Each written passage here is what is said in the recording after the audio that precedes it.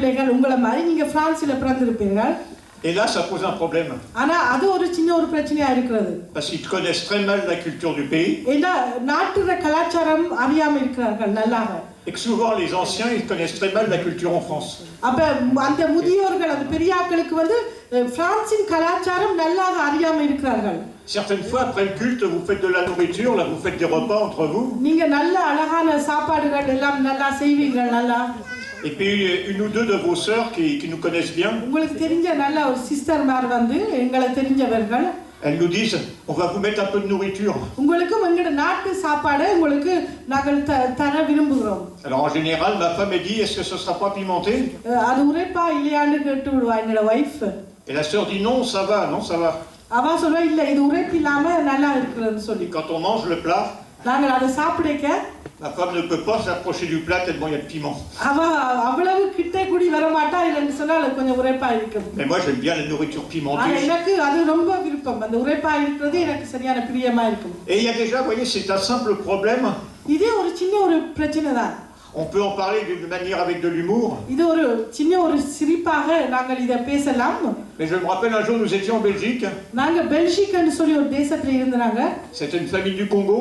அவ கொங்கோவில இருந்து வந்த ஒரு குடும்பம். Et le dimanche soir, les adultes, ils ont fait un repas africain. அவ வந்து ஆப்பிரிக்கா சாப்பாடு ஒரு ஞாயிற்றுக்கிழமை செஞ்சார்கள். Il y avait des boulettes de semoule, il y avait du manioc, beaucoup de choses. அந்த மரவள்ளிக்கிழங்கு அப்படி நிறைய காரியம் எல்லாம் இருந்துச்சு. Mais les jeunes, eux, ils étaient nés en Belgique. ஆனா அவ வந்து அந்த வாலிபர் வந்து பெல்ஜிக்ல பிறந்து வாழ்றவர். Et en Belgique, on mange des frites. அப்ப பெல்ஜிக்ல வந்து ஃப்ரீட்ன்னு சொல்லி அந்த அதான் சாப்பிடுறவர். Comme en France. பிரான்ஸ்லயும் ஃப்ரீட். Alors d'un côté, il a fallu faire un repas pour les anciens qui mangeaient le manioc. அப்ப அந்த மரவள்ளிக்கிழங்கு சாப்பிடுறாக்கள் பெரியாக்கள் ஒரு பக்கத்துல. Et de l'autre côté, il a fallu faire un repas pour les jeunes avec les frites. இன்னொரு சாப்பாடு ஃப்ரீட்டோட வாலிபருக்கு. Mais les jeunes ne voulaient pas manger de manioc. அப்ப வாலிபர் வந்து மரவள்ளிக்கிழங்கு சாப்பிட Et விரும்பல. les adultes ne voulaient pas manger des frites. அப்ப பெரியாக்கள் வந்து freed சாப்பிட விரும்பல. Et dans l'église, c'est souvent un problème. இதே மாதிரி தான் சபையிலேயும் பிரச்சனை. Je ne connais pas votre église, donc je ne dis pas ça pour vous. உங்க சபை எனக்கு வடிவாக தெரியாதபடியால அதை பற்றி நான் பேசவில்லை. Mais dans beaucoup d'églises, on a remarqué que les jeunes, ils étaient derrière. நிறைய வாலிபர் எப்பயும் பின்பாக காணப்படுவார்கள். Je vois, nous connaissons bien les églises du Cambodge. நிறைய கம்போட்ஜ் அந்த தேசத்தின் சபைகள் எனக்கு தெரியும். Et nous connaissons l'église cambodgienne de Paris. பாரிஸ்ல கூடிய அந்த கம்போட்ஜ் சபை எனக்கு தெரியும் நல்லா. Les adultes étaient dans la salle. பெரியாக்கள் எல்லாம் ஒரு இடத்துல இருப்பார்கள். Les jeunes étaient au fond. அப்ப வாலிபர் வந்து எப்பயும் பின்பாகத்தான் இருப்பார்கள். Mais peu à peu, les jeunes ont commencé à disparaître dans l'église. கொஞ்சம் கொஞ்சமாக நாட்கள் போக போக அவர்கள் காணாம ஒளிந்து போனார்கள். Et le pasteur a mis 20 ans à comprendre qu'il y avait un problème. அப்ப அந்த பாஸ்டருக்கு 20 வருஷம் ஆனது என்ன பிரச்சனை அந்த வாலிபர் ஏன் போனவைன்னு சொல்லி அறிய. Parce que souvent, on chante dans sa langue. என்னடா நாங்கள் எங்கட பாசையில நாங்கள் வந்து துதி worship நடத்துறாங்க பாடுறாங்க. Mais on oublie que les jeunes, souvent, ils parlent plus français que tamoul peut-être. அப்ப வாலிபர் வந்து பிரெஞ்சும் வந்து தமிழும் கரைக்கிறாங்க. பிரெஞ்சு தான் அதிகமா கரைக்கிறவர். Alors au bout de 20 ans, le pasteur, il a eu une idée. அப்ப 20 வருஷத்துக்கு அப்புறம் தான் அந்த பாஸ்டருக்கு ஒரு ஐடியா வந்தது. Il a dit, on va faire un carnet de chant. நாங்க வந்து ஒரு பாட்டு ஒரு புத்தகம் ஒன்று தயாரிக்க போறோம். D'un côté, les chants ils seront en français. ஒரு பக்கத்துல அந்த புத்தகத்துல வந்து பிரெஞ்சு பாடல்கள் உண்டு. Et de l'autre côté, ils seront en langue khmer. C'est la langue du Cambodge, la langue khmer. அந்த langue khmer சொல்றது வந்து கம்போடியா அந்த நாட்டு பாஷை. Et les jeunes sont revenus. அதுக்கு பிறகு கொஞ்ச நாட்களுக்கு பிறகு வாலிபர் மறுபடியும் வந்தார்கள். Parce qu'ils pouvaient aussi chanter en français. ஏன்னு சொன்னால் பிரெஞ்சில பாட முடியும் அவர்கள். Et donc nous avons commencé les rassemblements de jeunes. அதுக்கு பின்பாக தான் நாங்கள் கொஞ்சம் கொஞ்சமா வாலிபர் கூட்டங்கள் ஆரம்பிச்சது. Alors pour nous, les rassemblements de jeunes, c'était de 13 à 25 ans. 13 வயசுல இருந்து 25 வயசு மட்டும் நாங்க வாலிபர் கூட்டங்கள் நடத்துறாங்க. Et nous avons commencé petit avec 25 ou 28 jeunes.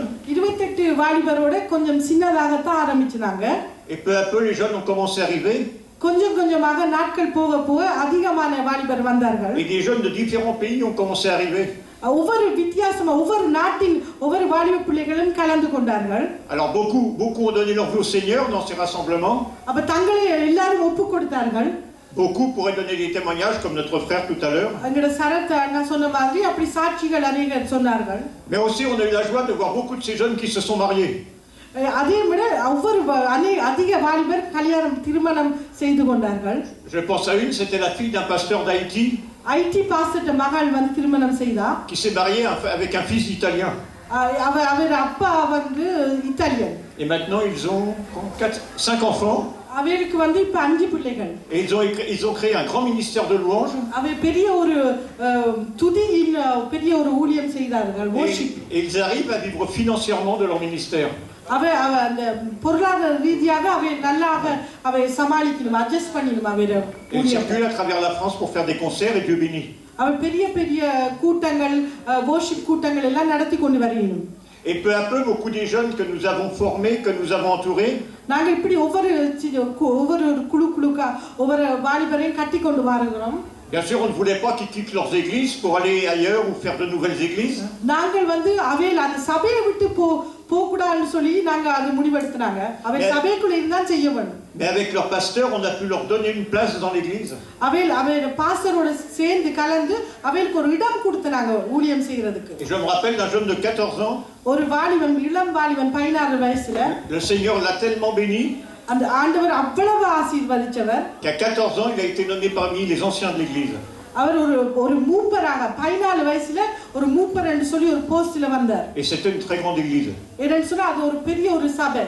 Le Seigneur a besoin de vous, jeunes gens. இளம் வாலிபரே, ஆண்டவருக்கு உங்களுக்கு தேவையாக இருக்கிறது. Parce que servir le Seigneur, je peux vous dire que c'est pas triste. ஏன்னு சொன்னா ஆண்டவருக்கு ஊழியம் செய்யற எவ்வளவு ஒரு சந்தோஷம். J'ai pas toujours été au service de Dieu. நான் எப்பொழுதும் ஆண்டவர் அழைக்க போகவில்லை ஊழியம் செய்ய. J'ai même rejeté la foi pendant de nombreuses années. என் விசுவாசத்தை கூடி நான் இழந்து போயிருந்தேன் கொஞ்ச காலம். Et alors que je ne servais pas Dieu, j'étais quelqu'un de très connu. என்னை பற்றி அநேகர் அறிஞ்சிருக்கணும், ஆனாலும் நான் ஆண்டவருக்கு உண்மையாக ஊழியம் செய்யவில்லை. J'ai été en équipe de France d'athlétisme. நான் வந்து எquipe de France ன்னு சொல்லி பெரிய ஒரு ஸ்போர்ட் அந்த அதிலே வந்து நான் இருந்தேன். J'ai eu le record d'Europe du 5000 mètres. 5000 metre நான் ஓடி வென்று ரெக்கார்ட் கூடி வச்சிருக்கிறேன். J'ai participé à la préparation des Jeux Olympiques en 1974. Olympic விளையாட்டு கூடி 1974 கூடி நான் வந்து பங்கு பெற்றேன். Et puis j'ai arrêté parce qu'à l'époque je travaillais. அப்ப நான் வேலை செஞ்சபடியால அதை நிப்பாட்டினான். Et j'ai fait du spectacle après.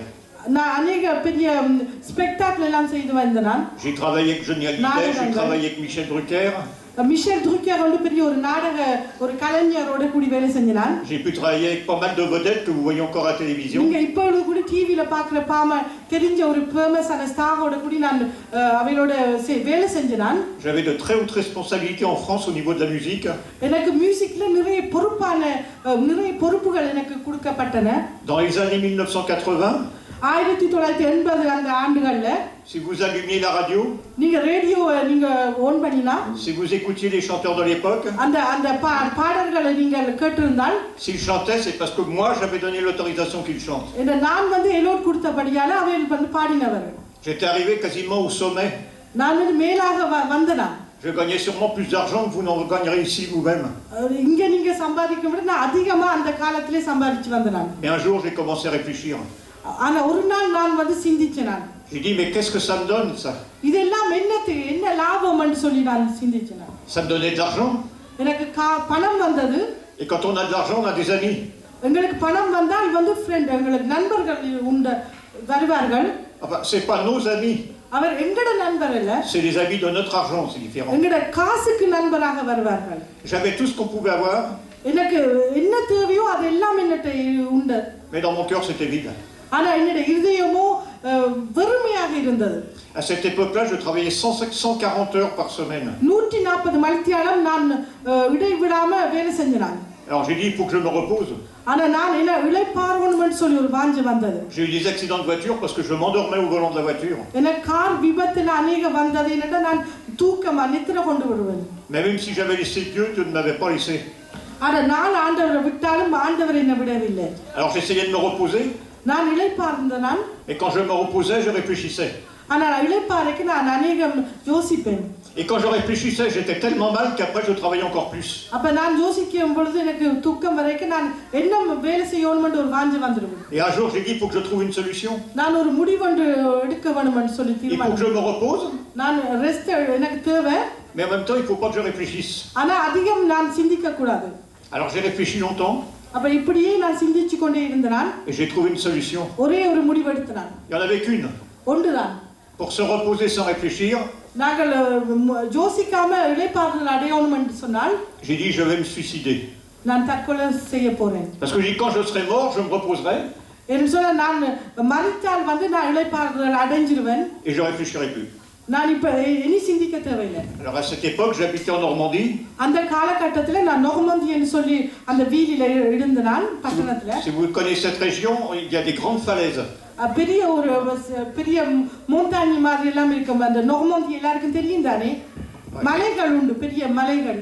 Et un soir, je suis monté en haut. அப்ப அந்த மலைக்கு மேலாக நான் மலை உச்சியில ஏறினான். Et j'ai dit je vais sauter pour mourir. அப்ப நான் கீழாக பாய்ந்து விட போறேன் என்ன தற்கொலை செய்யறதுக்காண்டி. J'étais presque content, je disais je vais me reposer. அப்ப நான் மிகவும் சந்தோஷமா இருந்தேன். ஏன்னு சொன்னா நான் இளைப்பாறுதல் இப்ப என்னாலும் அடைய போறேன்னு சொல்லி. Alors je suis arrivé au pied de la falaise. அந்த மலைக்கு மேல அந்த என்னோட மேல வந்துட்டேன். Et au moment où j'ai voulu sauter, நான் கால் எடுத்து பாயிறது அந்த நேரத்துல வேளையில j'ai entendu une voix qui m'a parlé. நான் ஒரு குரல் ஒரு சத்தம் ஒன்று என் காதுல ஒலிச்சது. Et la voix m'a dit attends. அந்த குரல் சொல்லுகிறது நில்லு. Tu as quelque chose de mieux à faire. உனக்கு இன்னொரு காரியம் இதை விட செய்யறதுக்கு உண்டு என்னட்ட. Je me suis retourné, il y avait que des moutons. நான் பின்னுக்கு ஆடுகள் தான் இருந்தது, ஆட்டுக்குட்டிகள். Et on m'a enseigné que les moutons ça parlait pas. அப்ப ஆடுகள் பேச மாட்டேன்னு சொன்னா எனக்கு நான் கற்றுக்கொண்டேன். Alors j'ai dit peut-être que c'est Dieu qui m'a parlé. சில நேரம் ஆண்டவர் தான் என்னோட பேசினவர்னு சொல்லி ஒரு ஐடியா வந்துச்சு, ஒரு யோசனை. Alors j'ai fait quelque chose, je vous conseille un jour si vous avez besoin de faire pareil. உங்களுக்கும் இப்படி செய்யணும்னு சொல்லி ஒரு நல்ல ஒரு ஆலோசனை சொல்லுகிறேன். J'ai dit Dieu, si c'est toi qui m'as parlé, ஆண்டவரே நீ தான் என்னோட பேசினன்னு சொன்னால் reparle-moi avant 30 jours. 30 நாட்களுக்கு முன்பாக மறுபடியும் என்னோட பேச வேணும். Parce que si tu ne me parles pas avant 30 jours, ஏனென்றால் நீங்கள் என்ன 30 நாளுக்குள்ள என்னோட பேசாவிட்டால் je retourne et cette fois-ci je saute et personne ne pourra m'arrêter. நான் உண்மையாக இந்த இடத்திலிருந்து தற்கொலை செய்து விட்டுவேன். என்னை யாரும் என்னோட பேச மாட்டார்கள். Je suis rentré chez moi. நான் வீட்டை மறுபடியும் போயிட்டேன். J'ai attendu un jour, 2 jours. ஒரு நாள் 2 நாள் போயிட்டு J'ai attendu 10 jours. 10 நாள். J'ai attendu 20 jours. 20 நாள் ஆயிட்டு. J'ai attendu 25 jours. 25 நாள். J'ai attendu 28 jours. 28 நாள் ஆயிட்டு. Et Dieu ne me parlait pas. ஆண்டவர் என்னோட பேசவே இல்லை. Mais le 29e jour, c'était un samedi. 29வது நாள் ஒரு சனிக்கிழமை. J'étais parti acheter de la nourriture en ville. நான் ஒரு உணவு சாப்பாடு வாங்குறதுக்காக போயிட்டேன். Et il y avait une équipe qui prêchait la parole de Dieu dans la rue. அப்ப அந்த ஆண்டவருடைய வார்த்தைகள் சொல்லிக் கொண்டிருந்தார்கள் தெருவில. Et ce jour-là, c'était le 29e jour. 29வது நாள். Et j'ai donné ma vie à Jésus. அப்பொழுதுதான் நான் ஆண்டவருக்கு ஒப்பு கொடுத்தேன் அந்த வார்த்தைகளை கேட்டு, தேவனுடைய வார்த்தைகளை கேட்டு. Et ça, c'était l'anniversaire au mois d'août, il n'y a pas très longtemps. இப்ப கிட்டத்தட்ட அது முடிவிருந்தது, அது அனிவர்சரி முடிஞ்சது. Et depuis que c'est arrivé, அந்த நாள்ல இருந்து aucun jour je n'ai regretté de servir le Seigneur. ஒரு நாளும் நான் தேவனுக்கு ஊழியத்தை செய்யறதை குறித்து கவலையே படவில்லை. Ça fait 35 ans que je n'ai pas eu de salaire. 35 வருடங்களாக எனக்கு எந்த வருமானமும் இல்ல. 35 ans qu'on ne demande d'argent à personne. நான் யார்கிட்டயும் காசும் கேட்கவில்லை. 35 வருஷமா யார்கிட்டயும் காசும் கேட்கவில்லை, பணம். 35 ans quand on a besoin du Seigneur, envoie-nous de l'argent. நாங்க 35 வருஷமாக நாங்க ஆண்டவரே காசு அனுப்பும் என்று சொல்லி சொல்லுவோம். Envoie-nous des invitations pour prêcher l'évangile. ஆண்டவரே சுவிசேஷம் அறிவிக்கிறதுக்கு எங்களுக்கு அழைப்புகள் தான் வேணும் என்று சொல்லி நான் ஆண்டவர்ட்ட கேக்குறேன். Nous avons voyagé dans le monde entier. நாங்கள் அநேக தேசங்களுக்கு போய் வருகிறோம். Nous avons une très grande maison dans le sud de la France, nous avons une bonne voiture. பிரான்சில் எங்களுக்கு ஒரு பெரிய வீடு உண்டு, கார் உண்டு.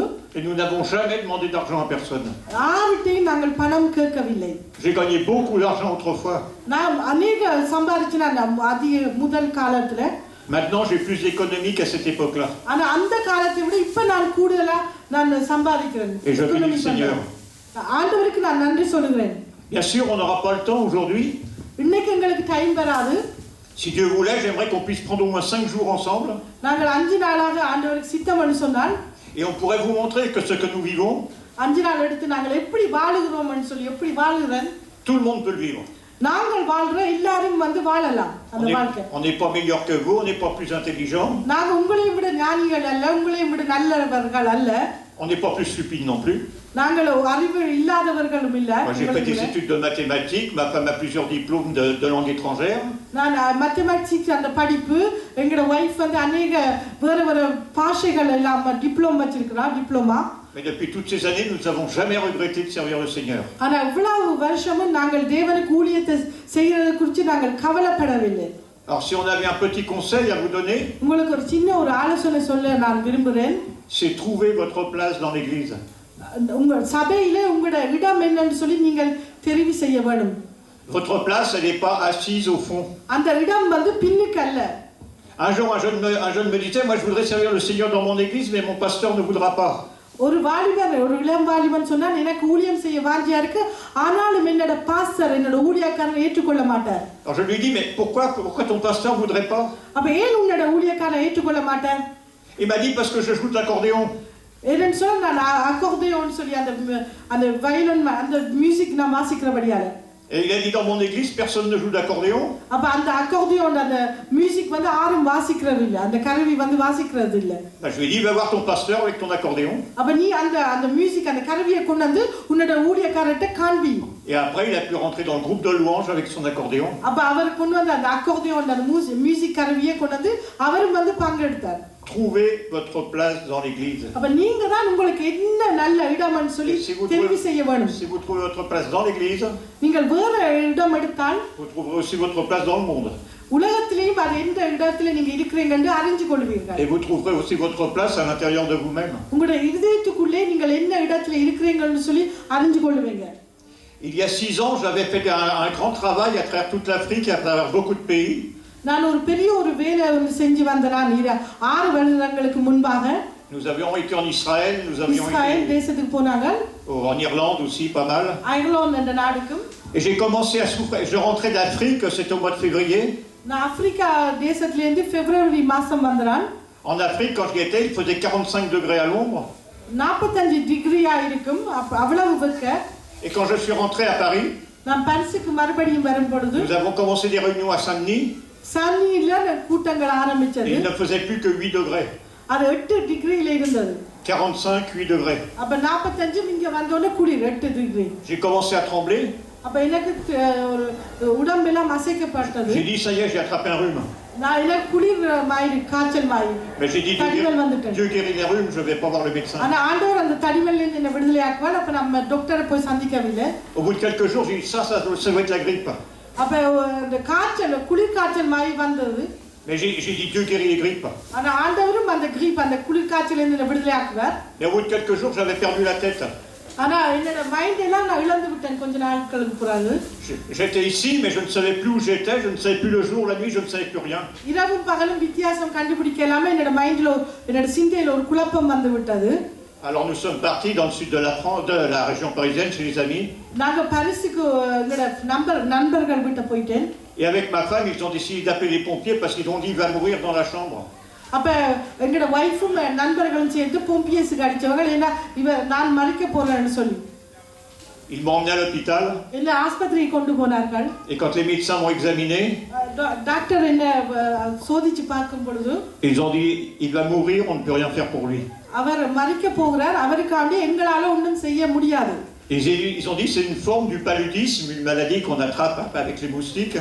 அந்த paludisme என்ற பூச்சியால முஸ்டிக்கால வர நுளம்பால வர ஒரு வியாதி என்று சொல்லிவிட்டார்கள். Mais ils ont dit c'est tellement grave pour lui que personne ne peut guérir de cette maladie. அவ்வளவு ஆபத்தாக இருக்கிறபடியால அவரை யாரும் சுகமாக்க முடியாது. Alors on m'a mis dans un service de réanimation. அப்ப என்ன அந்த réanimation service là il y avait des machines partout, enfin c'était terrible. machine எல்லாம் கொழுவி oxygen எல்லாம் கொடுத்து. Mais pendant que j'étais en réanimation, அப்ப நான் அந்த réanimation mon corps était sur le lit. Mon corps était sur le lit, mais mon esprit montait au ciel. என்னோட சரீரம் பொடி வந்து அந்த கட்டில்ல இருந்து என்னோட ஆவியும் வானத்திலே இருந்தது. Et j'ai rencontré 4 fois l'esprit de Dieu comme je vous vois aujourd'hui. அப்ப 4 தடவை நான் தேவனுடைய ஆவியை சந்திச்சேன். Je ne vous dirai pas tout ce que Dieu m'a dit quand j'étais au ciel. நான் மேல வானத்திலே இருக்கேங்க ஆண்டவர் என்னோட என்ன பேசினார் என்று நான் சொல்லவில்லை. Mais au bout d'un moment, il m'a dit tu vas redescendre sur terre parce que tu es guéri. அப்ப ஆண்டவர் சொன்னார் நீ மறுபடியும் பூமிக்கு போன்னு சொன்னார். Et quand je me suis réveillé sur le lit, நான் அந்த கட்டிலே நான் விழித்து பார்க்கும் பொழுது கண்ணை முழித்து பார்க்கும் பொழுது le médecin m'a dit vos reins sont morts depuis 2 semaines. உங்களோட கிட்னி வந்து எல்லாம் ஃபெயிலியரா போயிட்டு 2 கிழமையாக. Votre foie et votre thorax sont morts aussi depuis 2 semaines. உங்களோட நுரை ஈரலும் தான் எல்லாம் வந்து வேலை செய்யாம இயங்காம போயிட்டு. Il a dit votre cerveau est mort à 50%. உங்களோட மூளை வந்து 50% வந்து இயங்காம போயிட்டு. Il m'a dit vous ne sortirez jamais de cette chambre vivant. நீங்க இந்த ரூமை விட்டு உயிரோட வெளியில தப்பிச்சு போக மாட்டீங்க. Je lui ai dit vous inquiétez pas docteur, je sortirai dans quelques jours, je suis déjà guéri. Doctor நீங்க கவலைப்படாதீங்க, நான் உயிரோட வெளியில சுகத்தோடையும் உயிரோடையும் வெளியில போவேன். Alors pendant 17 jours ils m'ont pris pour un fou. 17 நாட்களாக இன்னும் ஒரு ஒண்ணும் தெரியாதவர் ஒரு பைத்தியமாய் தான் என்ன நினைத்தார்கள். Mais au bout de 17 jours les médecins sont arrivés, ils ont dit monsieur on ne comprend pas. 17 நாட்களுக்கு பின்பாக ஒண்ணுமே விளங்கவில்லை, ஒண்ணுமே அறியலாம் இருக்கு உங்களை குறித்து. Ils ont dit on débranche toutes les machines parce que vous êtes totalement guéri. எல்லா மெஷினையும் நாங்கள் வந்து ஆஃப் பண்ண போறோம், எடுக்க போறோம். ஏன்னா நீங்கள் சுகத்தோட காணப்படுறீர்கள். Alléluia. Alléluia. Pourquoi je vous dis ça? ஏன் நான் உங்களுக்கு சொல்றேன்னு சொன்னால், c'est parce que Dieu m'a dit quelque chose que je le garderai toute ma vie dans ma tête. என்னோட சிந்தையில் என்னோட எப்பொழுதும் தேவன் சொன்ன வார்த்தையை நான் வைத்திருப்பேன். Dieu m'a dit, ஆண்டவர் சொன்னார், et vous pourrez relire ça dans la lettre de Paul aux Corinthiens, கொரிந்திய சபைக்கு பவுல் சொல்லுகிறார், au chapitre 14. 14 Romains, pardon, pas Corinthiens, pardon, Romains 14. Romains 14 ஆண்டவர் சொல்லுகிறார், Dieu m'a dit en face, comme je vous vois. உங்களை பார்க்குற மாதிரி தனக்கு ஆண்டவர் முன்பாக சொன்னவரா முகமுகமாக. Il m'a dit tu leur diras quelque chose quand tu redescendras. நீ பூமிக்கு பொழுதும் நீ போகும்போது அதை சொல்லு. Il m'a dit tout ce qui n'est pas conviction. இது பிரியமில்லையோ? C'est bon ça? Conviction? Conviction. Oui. Tout ce qui n'est pas conviction est péché. தேவனுக்கு எது பிரியமில்லையோ அது வந்து பாவம். Voilà. La foi sans la conviction devant Dieu, c'est encore du péché. தேவன் விசுவாசம் இல்லாம என்ன நாங்கள் வாஞ்சிக்கிறோமோ அது வந்து பாவம். Si vous avez le verset, vous le direz en tamoul. பிறகு நீங்க தமிழ்ல வீட்டை. C'est pour ça, pourquoi je vous dis ça, frères et sœurs? ஏன் நான் உங்களுக்கு சொல்லுகிறேன்னு சொன்னால், c'est parce que dans ce que Dieu va vous demander de faire, ஏனென்றால் ஆண்டவர் என்ன செய்ய விரும்புகிறார்னா, n'ayez pas la foi que vous pouvez le faire, அது விசுவாசத்தின் மூலம் தான் நீங்கள் அதை செய்து முடிக்க முடியும். mais soyez convaincus que vous pouvez le faire. ஆனா அது உங்களால செய்ய முடியும் என்று சொல்லி நீங்கள் விசுவாசத்தோட இருக்க வேண்டும். Vous n'êtes pas l'église de demain, j'entends souvent les jeunes c'est l'église de demain. அது நாளைய சபை, அது நாளைய சேர்ச்சைன்னு சொல்லக்கூடாது. Vous n'êtes pas l'église de demain. அது நாளைய சபை அல்ல. Vous êtes l'église d'aujourd'hui. இன்னைய சபை நீங்கள். Comme les adultes sont l'église d'aujourd'hui. இன்னைய சபைக்கு பெரியாக்கள் வந்த மாதிரி. Et si les adultes et les jeunes peuvent travailler ensemble, prier ensemble. பெரியாக்களும் ஒன்று நான் சேர்ந்து நாங்கள் கட்டவன சபையை. Moi je vous dis que cette église fera des choses incroyables. அப்ப இந்த சபை பெரிதாக வளரும், பெரிய காரியம் இந்த சபைக்கு நாங்கள் காண முடியும். Jésus a dit dans l'évangile de Jean, அப்ப ஜோவான்ல ஜேசப்பா சொல்றார், vous ferez les mêmes choses que j'ai faites. நான் செய்ததை நீங்களும் செய்ய போறீர்கள். Et vous en ferez même de plus grandes. நீங்கள் அதை விட அதிகமான காரியம் செய்ய போறீர்கள். Alors jeunes gens, cette église, இந்த சபை இளம் வாலிபரே, comme toute l'œuvre de Dieu, இது ஆண்டவர் செய்த கிரியைகள், elle a besoin de vous. அது உங்களுக்கு ஆண்டவருக்கு நீங்கள் தேவையாக இருக்கிறது. Ne dites pas que vous n'êtes pas capable. உங்களால முடியாது என்று சொல்ல வேண்டாம். Parce que vous ne serez jamais capable. ஏன்னா நீங்கள் அப்படி சொன்னால் உங்களால ஒரு நாள் முடியாது. Moi non plus, je ne suis pas capable. என்னால முடியாது. Mais Dieu veut des incapables pour en faire des capables. ஒவ்வொருத்தரும் அந்த முடியும் என்று சொல்லி அப்படி தீர்மானம் எடுக்கிற ஆட்கள் ஆண்டவர் இன்னைக்கு தேவை. Alors vraiment, on veut vous encourager aujourd'hui. இன்னைக்கு நான் உண்மையா உங்களை ஊக்குவிக்கிறேன். Priez, cherchez la face de Dieu. நீங்கள் ஜெபியுங்கள், தேவனுடைய முகத்தை தேடுங்கள். Et je vous dire encore une fois, Dieu va changer votre vie comme il a changé la mienne. என்னோட வாழ்க்கையை ஆண்டவர் எப்படி மாத்தினாரோ உங்களோட வாழ்க்கையையும் ஆண்டவர் மாத்துவார். En 35 ans, encore une fois, je n'ai jamais regretté une seule journée. ஒரு நாளும் நான் தேவனுக்காண்டி பிரயாசப்பட்டதை குறித்து கவலைப்படல 35 வருஷங்களாக. Et vous savez ce qu'il est écrit dans le livre de l'Apocalypse au chapitre 2 et 3? Apocalypse 2-3 சொல்லப்படுகிறது. Que celui qui a des oreilles pour entendre ce que l'Esprit dit à l'Église, காதுள்ளவன் என்ன சொல்றார், ஆவியானவர் என்ன சொல்றாரு கேட்க கடவன். Qui l'entend? அது கேட்க வேணும். ஆவியானவர் என்ன சொல்றாரு கேட்க வேணும். Amen. Restez bénis. ஆண்டவர் உங்களை ஆசீர்வதிப்பாராக. Amen.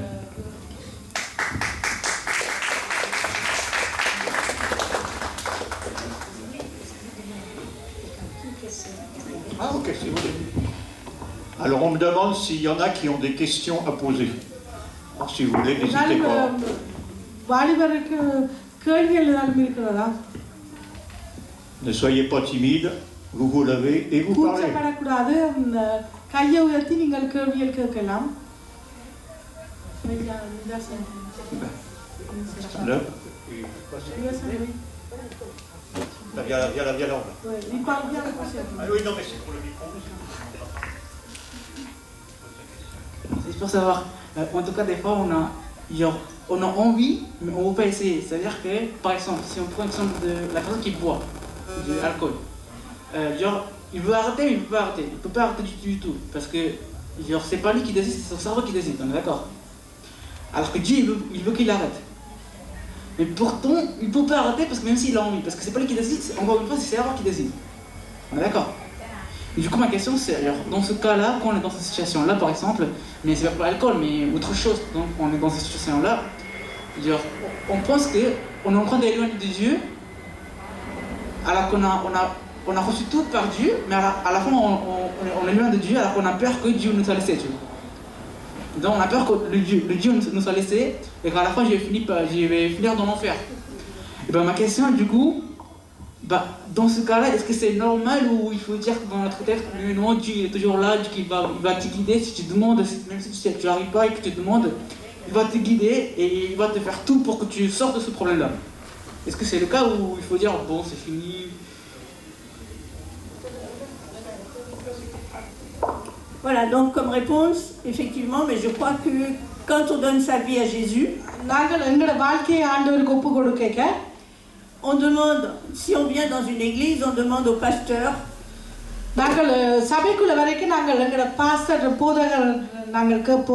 de prier pour nous. Par exemple, si je suis alcoolique, j'ai tellement l'habitude de boire que même si j'ai envie d'arrêter, je n'arrive pas, c'est pas possible. Et à ce moment-là, les responsables, le pasteur ou les autres, avec la puissance de Jésus-Christ, vont prier pour moi pour que l'esprit d'alcoolisme, le démon d'alcoolisme, puisse partir de moi. Et donc à ce moment-là, je serai délivré de l'esprit d'alcoolisme. Mais humainement parlant, sans la puissance de Dieu, c'est impossible. Voilà. Et aussi après, ce que le pasteur va dire, maintenant tu es délivré, donc tu ne vas pas revenir avec tes amis qui boivent, tu ne vas plus les voir, parce que si tu continues de les voir, tu vas recommencer à boire. Et donc là, c'est notre volonté à nous. On dit d'accord, je ne vois plus ceux qui me faisaient faire le mal. Et c'est pareil pour la drogue, c'est pareil pour d'autres choses.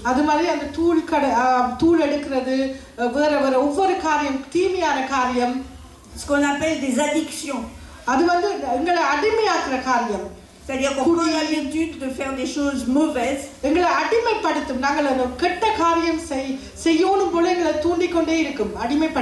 après, c'est impossible de s'en sortir. Alors le mieux, c'est de ne pas commencer.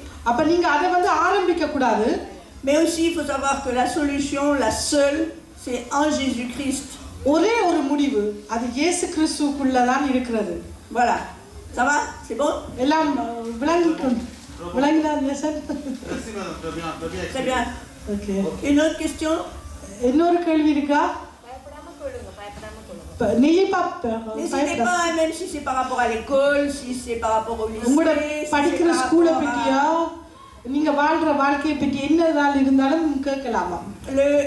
celui qui a témoigné tout à l'heure, tu veux parler de ça? Celui qui a témoigné tout à l'heure, il disait qu'il était venu dans l'église.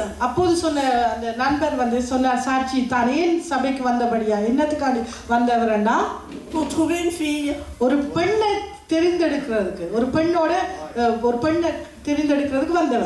Et il y a beaucoup de jeunes qui viennent dans l'église. அதே மாதிரி अनेகம் இளம் வாலிபர் வரவ Pas pour Jésus-Christ. இயேசு கிறிஸ்துவுக்காண்டி வரது இல்ல. Mais pour trouver des amis.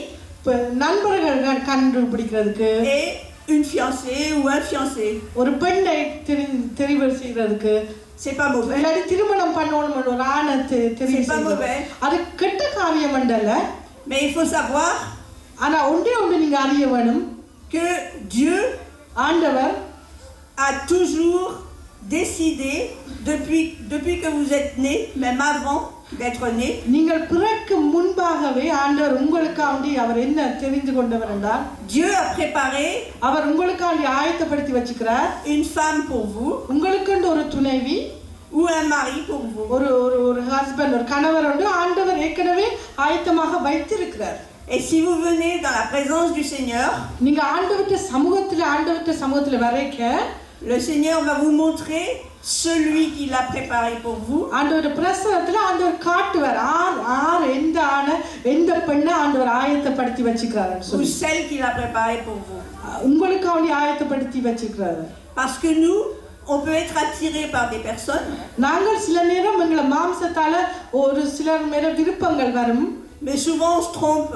நாங்கள் அதிலே எப்பொழுதும் தவறி விடுவோம் அல்லவா? On dit oh il est beau, elle est belle. அவ அழகான பெண் இவர் அழகான ஆண்னு சொல்லுவோம். J'ai envie de sortir avec elle. அப்ப இந்த பெண் வந்து அழகா இருக்கு அவளோட போணும்ல ஆண் வந்து அழகா இருக்குன்னு சொல்லி விடுவோம். என்ன? Ce n'est pas celui-là ou celle-là qui va nous rendre heureux. இந்த ஆணோ இல்லாட்டி இந்த பெண்ணோ உங்களை சந்தோஷப்படுத்த முடியாது. Donc dès maintenant, இப்பொழுது நீங்க இந்த நேரத்தில் இருந்து dites Seigneur, சொல்லுங்க ஆண்டவர்கிட்ட ஆண்டவரே je te prie நான் ஜெபிக்கிறேன் ஆண்டவரே pour que tu me montres la personne que tu as prévue pour moi. எனக்கு நீர் எந்த பெண்ணையோ ஆணையோ திட்டம் வைத்திருக்கிறையோ அதை நீர் எனக்கு காண்பிக்க வேணும்னு சொல்லி. Même si vous êtes jeune, நீங்கள் கொஞ்சம் சிறு வயசாக இருந்தாலும் கூடி le Seigneur va le faire. ஆண்டவர் அதை செய்து முடிப்பார். Au moment où lui le voudra. அவர் ஏற்ற காலத்திலும் ஏற்ற நேரத்திலும் அதை செய்து முடிப்பார். Et au moment où vous serez prêt pour accueillir cette personne, நீங்க எப்பொழுது ஆயத்தமா இருக்கிறீங்களோ அப்பொழுது ஆண்டவர் காரியத்தை வாய்க்க செய்வார். Et pour vivre le mariage selon Dieu. ஏன்னா அந்த திருமண வாழ்க்கை ஆண்டவர் மேல வைத்து விட வேண்டும். Voilà, c'est une question qui revient très souvent chez les jeunes. இது இளம் வாலிபர் அநேகர் இந்த கேள்வி எப்பொழுதும் கேட்பார்கள். Et il ne faut pas avoir peur d'en parler. இதை குறித்து நீங்கள் பயப்படக்கூடாது. Nous aussi, on est sortis avec telle personne ou telle personne. நாங்களும் எங்கள் வாலிபத்தில் சில பேர் விரும்பி இருக்கலாம் போயிருக்கலாம். Avant de rencontrer la personne qui convenait donc pour le règne de Dieu, pour notre service dans le règne de Dieu. ஆண்டவர் ராஜ்யத்துக்கு எங்களுக்கு தெரிந்து கொண்ட அழைக்கப்பட்ட அந்த கணவனை கண்டுபிடிக்க முதல் நாங்கள் செய்திருக்கலாம் அந்த பிள்ளைகளை. Autre question? வேற ஏதாவது கேள்வி இருக்கா? Ça va bien à l'école? எப்படி au lycée, vous aimez bien vos professeurs? உங்களோட பள்ளிக்கூடங்கள்ல ஸ்கூல்ல உங்களோட டீச்சர்மார் நண்பர்கள் எல்லாம் ஓகே எல்லாம் நல்லா நடக்கிறதா? எந்த கேள்விகளும் இல்லையா? C'est bien, tout est parfait. Super.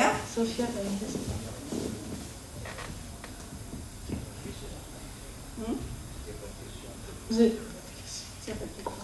கேள்விகள் இல்லாட்டி நாங்கள் முடிக்க போறோம் அதான் கேட்கிறோம். கேள்விகள் ஏதாவது இருக்குதா? கிருஷ்ணா கிருஷ்ணா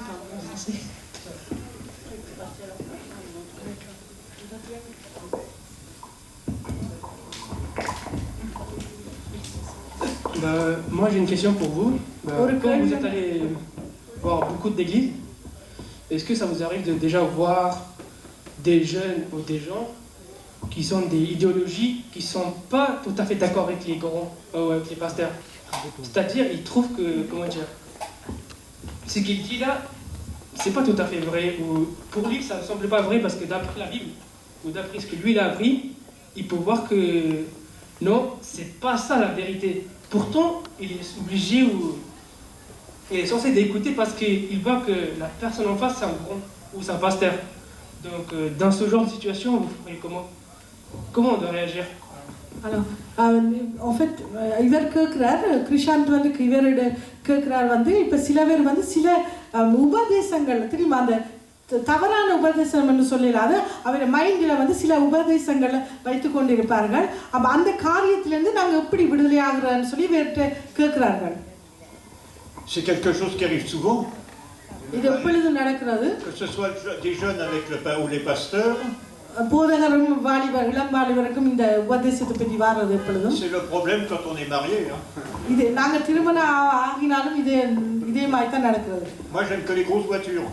இப்போ உதாரணத்துக்கு எனக்கு பெரிய கார் தான் விருப்பம் எப்பொழுதும். Papa elle aime que les petites voitures. அப்போ என்னோட ஒய்ஃபுக்கு எப்பொழுது சின்ன கார் தான் விருப்பம். Moi j'aime tout ce qui est grand. அப்போ எனக்கு எப்பொழுதும் பெரிய காரியம் விருப்பம். Elle aime tout ce qui est petit. அவருக்கு எப்பொழுதும் சின்னது தான் விருப்பம். Alors Dieu merci, on prie et le Seigneur nous répond. அப்போ நாங்கள் ஜெபிக்க ஆண்டவர் பதில் கொடுக்கிறார். Mais un responsable d'église, je me souviens une fois on était dans une église. நாங்கள் ஒரு சபைக்கு போயிருந்தோம். Je me rappelle plus si c'était ici ou ailleurs. இங்கேயோ இன்னொரு இடத்துக்கு போனோம். Et je citais un verset biblique et j'ai dit le verset biblique. நான் ஒரு வசனத்தை சொன்னேன். Et tous les adultes ils ont dit amen. அப்ப எல்லா பெரியாக்களும் வந்து ஆமென் என்று சொன்னவர். Il y avait un tout petit garçon qui était dans la salle. அந்த ஒரு சின்ன ஒரு பையன் வந்து அந்த கூட்டத்துல இருந்தவன். Il s'est levé, il a dit pasteur, vous n'êtes pas trompé de verset? அப்ப பாஸ்டர் நீங்க வந்து வசனத்தை புரியா சொல்லிட்டீங்கன்னு எழுந்து சொன்னவன் சின்ன பிள்ளை. J'ai dit excuse-moi, c'est vrai, je me suis trompé. அப்ப நான் சொன்னேன் தவறுதான் என்ன மன்னிச்சுக்கொள்ளன்னு சொன்னான். Je ne fais plus partie des jeunes maintenant. அப்ப நான் வந்து இப்ப இளம் வாலிபர் இல்ல. Bien que pour moi je suis encore jeune. நான் எப்பொழுதும் மைண்ட்ல வந்து இளம் வாலிபன் தான். N'essayez jamais de courir avec moi parce que vous auriez peut-être des problèmes. என்னோட ஓட வராதீங்க, நான் ஓடினால் வந்து நான் தான் winner. On fait beaucoup d'enseignements pour les adultes. நாங்கள் நிறைய உபதேசங்கள் பெரியாக்களுக்கு பெரிய மூவர். On fait beaucoup d'enseignements pour les jeunes.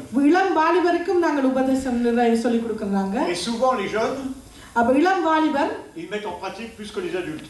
அவ வந்து அதை கடைபிடிப்பார்கள். இளம் வாலிபர் தான் அதை கடைபிடிக்க கூட. Dans nos têtes d'anciens, on a toute nos connaissances, on a plein de choses. நாங்கள் வந்து மூப்பரா இருக்கிறபடியே நாங்கள் வந்து அதை நிறைய எங்களோட மைண்டுக்குள்ள பாரம் இருக்கிறபடியெல்லாம் அதை நாங்கள் செய்ய மாட்டோம், மறந்து விடுவோம். Et les jeunes, on leur dit quelque chose. அப்ப நாங்கள் இளம் வாலிபருக்கு ஒன்று சொல்லிக்க ils réfléchissent beaucoup moins et ils le font. அவை அதை சிந்திக்காம அதை செய்து விடுவார்கள். Ça aussi c'est un problème de génération encore une fois. அதுவும் வந்து தலைமுறை அந்த ஒரு வித்தியாசத்தை காட்டுது. Ça veut pas dire forcément que le pasteur ou que le responsable il s'est trompé. அப்ப பாஸ்டரோ அந்த ரெஸ்பான்சிபிள் வந்து அது தவறாக செய்து விடவில்லை, அவையில்லை, அந்த பிள்ளை இல்லை. Simplement, ça peut simplement être qu'il a compris le verset, la chose d'une manière différente. அவர் அந்த வசனத்தையோ அந்த போதனையை வந்து ஒரு வித்தியாசமாக ஏற்றுக்கொண்டார், புரிந்து கொண்டார். Alors bien sûr, il ne faut pas se lever dans l'église et dire pasteur, vous êtes trompé, vous ceci cela, quoi, pour en mettre la révolution. ஆனா நீங்க எழுப்பி வந்து நீங்க சொல்ற சத்தியம் அது பிள்ளை என்று சொல்லி நீங்க அப்படி செய்ய கூடாது. Mais après, il faut aller le voir en lui disant est-ce qu'on pourrait parler 2 minutes, il y a quelque chose, je ne suis pas d'accord avec quelque chose. Ça ne veut pas dire que j'ai raison, ça ne veut pas dire que vous avez raison. இப்போ நீங்க கூட்டம் முடிந்த அப்புறம் நீங்க சொன்ன வசனத்தை வார்த்தையை குறித்து நான் பேச விரும்புகிறேன் என்று அது தவறாக இருக்கிறது நீங்கள் கூட்டம் முடிந்த அப்புறம் பேசலாம் உங்களோட போதகரோட. C'est bien de pouvoir s'expliquer tranquillement. நீங்கள் அப்படி பேச வேணும் உங்களோட போதகரோட. Et il y a des réponses. அதுக்கு உரிய பதிலும் வரும். Moi j'aime bien quand quelqu'un me dit je suis pas d'accord avec toi. நான் உன்னோட ஏற்றுக்கொள்ளல, நீ சொல்ற தவறுன்னு சொல்ற நான் ஏற்றுக்கொள்வேன், எனக்கு விருப்பம் அப்படி சொல்றேன். Quand tout le monde dit amen quand je parle, நான் எல்லாரும் ஆமென் என்று சொல்லிக்க நான் பேசிக்க je dis il y a des menteurs dans cette église. பொய் சொல்றவர் அநேகர் உண்டுன்னு சொல்லுவேன் இந்த சபையில. Parce que je suis sûr que tout le monde n'est pas d'accord. ஏன்னா எல்லாரும் அதை ஏற்றுக்கொள்ள இல்ல.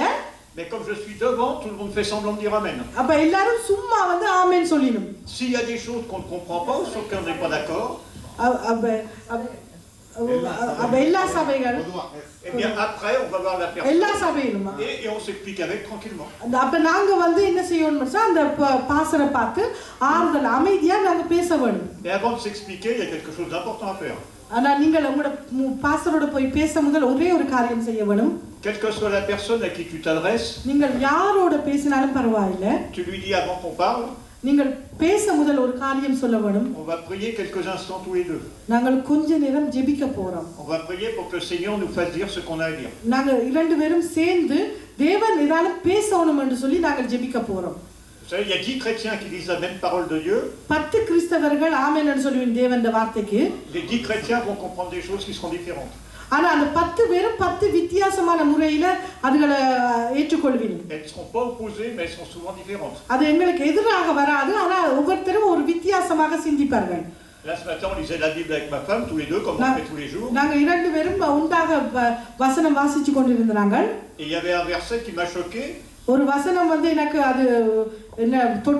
C'était pas le verset proprement, c'était pas le verset qui m'a choqué. C'était comment c'était écrit au singulier, puis après ça passait au pluriel, en fait c'était très compliqué. Et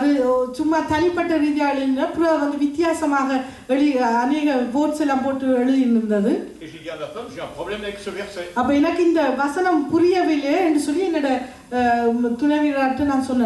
Malheureusement, ce verset il a été traduit en 1910. Et ceux qui ont traduit ça, ils sont morts. J'aimerais bien pouvoir les voir en leur disant, je ne suis pas d'accord avec votre traduction. Expliquez-moi pourquoi vous avez traduit ça comme ça. Je ne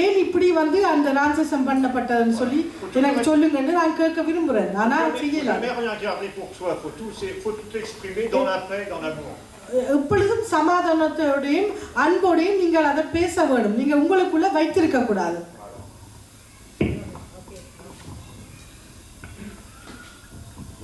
Et vous dites que chaque personne comprend différemment. Et juste prenons un exemple. Avant, on tous croyait que c'est le soleil qui se tournait autour de la Terre. Et chaque personne disait ce qu'il voyait. Il dit quoi? Il y en a qui disaient que la Terre était plate.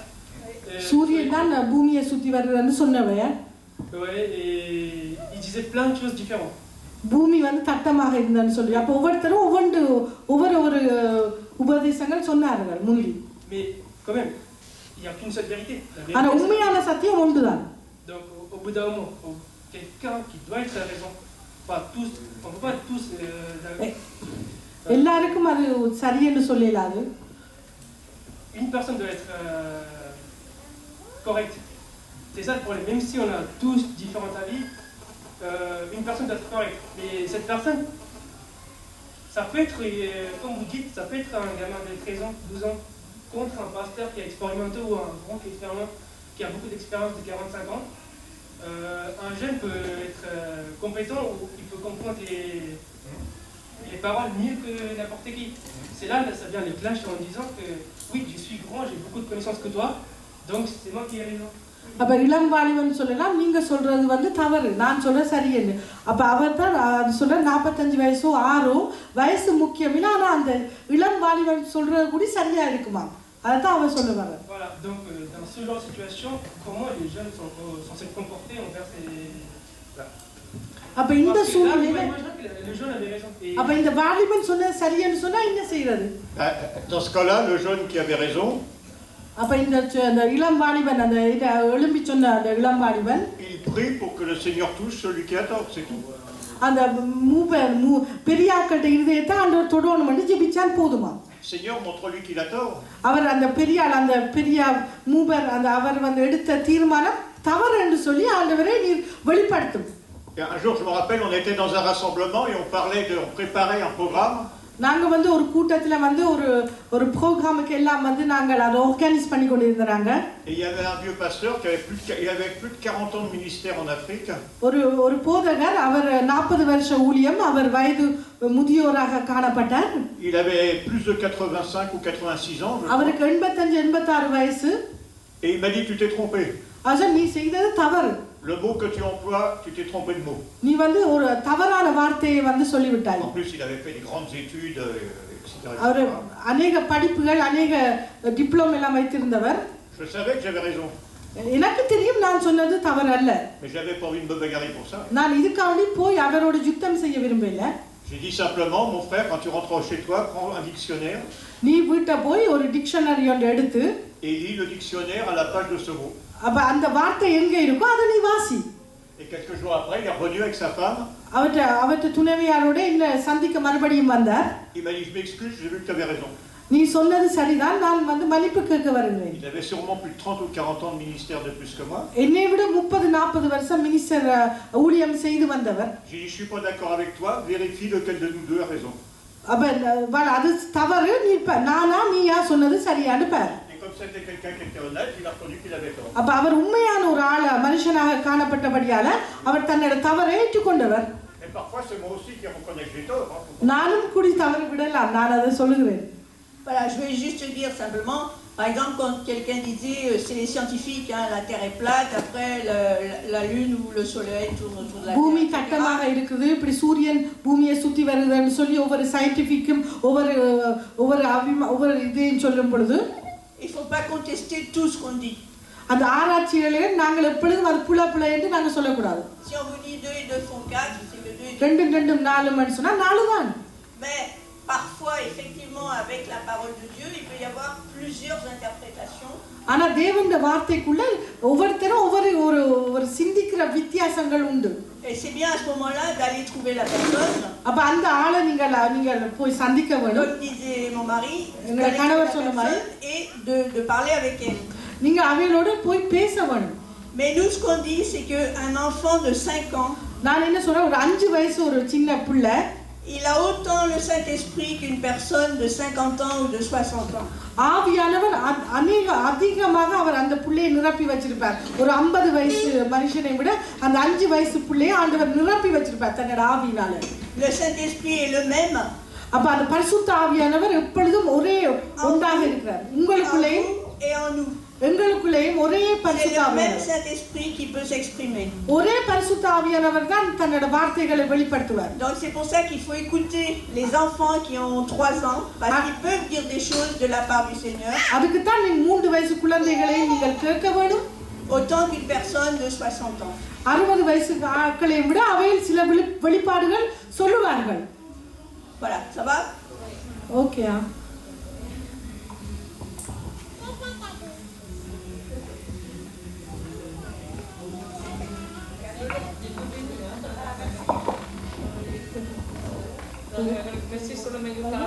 எங்களுக்காக வந்து நேரத்தை எல்லாம் கொடுத்துக்கிறாங்க. எங்களுக்கு நன்றி சொல்லணும். எங்களுக்கான ஜெபம் பண்ணுவோம் முதலாக. என்ன பெல்லத்தையும் Alors merci d'avoir consacré tout ce temps. Donc on va prier pour eux qui sont venus nous assister. Afin que Dieu vous donne la santé et la force.